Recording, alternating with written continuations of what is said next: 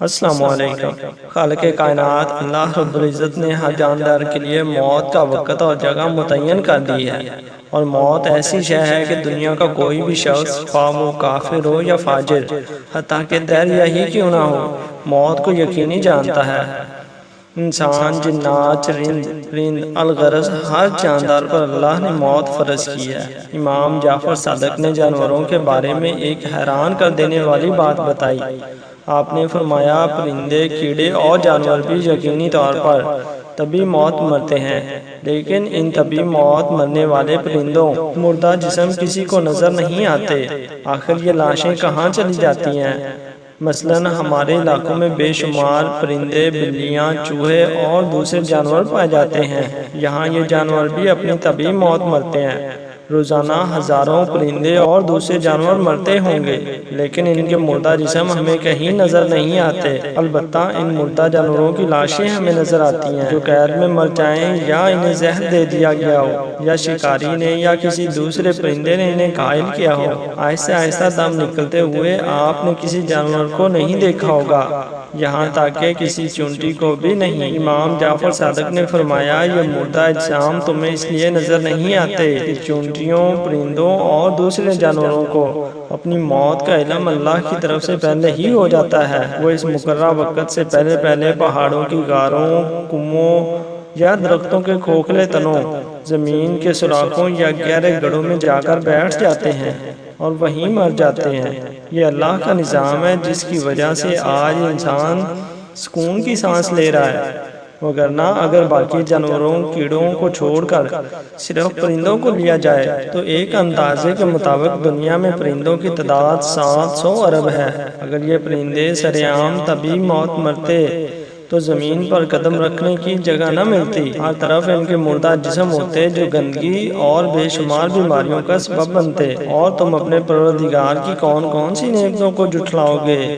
ہماری آج کی ویڈیو کا مقصد یہ پتہ لگانا ہے کہ آیا حضرت عزرائیل ہی انسانوں کی طرح جانوروں اور پرندوں کی روح قبض کرتے ہیں، یا پھر ان کے لیے اللہ تعالیٰ نے کسی اور فرشتے کی ڈیوٹی لگائی ہے؟ اس کے بارے میں اللہ تعالیٰ کے سوا بہتر علم رکھنے والا کوئی نہیں، مگر ایک حدیث کا مفہوم اس طرح ہے کہ جانوروں اور کیڑے مکوڑوں اور درختوں کی روحیں میں ہیں، جب ان کی تسبیح ختم ہو جاتی ہے تو ان کی روح قبض ہو جاتی ہے، لہٰذا ان کی روحیں ملک الموت کے قبضے میں نہیں ہیں۔ اکثر محدثین اس روایت کو ضعیف مانتے ہیں اور یہ بتاتے ہیں کہ جانوروں اور پرندوں کی روحیں بھی حضرت عزرائیل علیہ السلام ہی قبض کرتے ہیں۔ بعض نفوس اس بات کی طرف واضح اشارہ ملتا ہے کہ تمام ذی الارواح کی روحوں کے قبض کرنے کی ذمہ داری اللہ تعالیٰ نے ملک الموت کو سونپی ہوئی ہے۔ چنانچہ ایک روایت میں ہے کہ ملک الموت نے ایک مرتبہ آپ صلی اللہ علیہ وسلم سے کہا کہ میں ایک مچھر کی روح بھی اللہ کے حکم کے بغیر اپنی مرضی سے قبض نہیں کر سکتا۔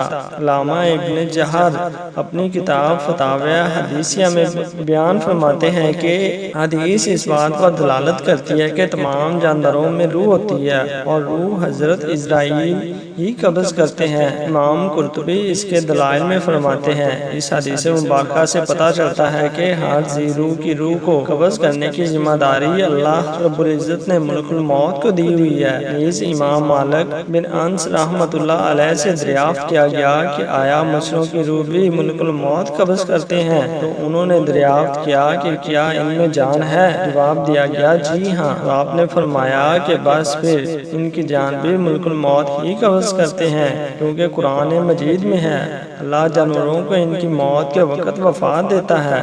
جانوروں کو مرنے سے پہلے موت کے بارے میں پتہ چل جاتا ہے۔ اس کے بارے میں بھی محدثین کے ہاں اختلافات پائے جاتے ہیں۔ حضرت موسیٰ علیہ السلام کے دور کی ایک حکایت ہے کہ جس کو مولانا روم نے اپنی کتاب رومی میں لکھا ہے کہ ایک مرتبہ حضرت موسیٰ علیہ السلام سے کسی نے کہا کہ میرے گھر میں ایک کتا اور بلی ہے، میں ان کی بولی جانتا ہوں۔ جب ان کو معلوم ہوا کہ کتا اور بلی ایک دوسرے کے ساتھ مرنے کی باتیں کر رہے ہیں، وہ کہتے ہیں کہ کل گھوڑا مر جائے گا، تو ایسا ہی ہوتا ہے۔ یہ ایک مخصوص روایت ہے، لیکن جانوروں اور پرندوں کو اپنی موت کے بارے میں پہلے ہی علم ہو جاتا ہے۔ اب ہم آپ کو بتاتے ہیں کہ کیا جانور اور پرندے بھی اپنے مرنے والوں کی موت پر روتے ہیں؟ جانور اور پرندے بھی اپنے مرنے والوں کی موت پر روتے ہیں۔ ایک کوے کی بات کرتے ہیں کہ جب کسی کوے کی موت آ جاتی ہے تو اس کی لاش پر بے شمار کوے اکٹھے ہو کر روتے ہیں۔ کوے کئی دن تک سوگ کرتے رہتے ہیں۔ اپنے عزیزوں اور دوستوں کے مرنے پر رونے کے حوالے سے بات کی جائے تو سب سے مشہور بندر ہے، جو شور شرابہ انسانوں سے بھی زیادہ کرتا ہے۔ اگر کسی بندریا کا بچہ مر جائے تو وہ اتنا روتی ہے کہ دیکھنے والوں کو بھی رونا آ جائے۔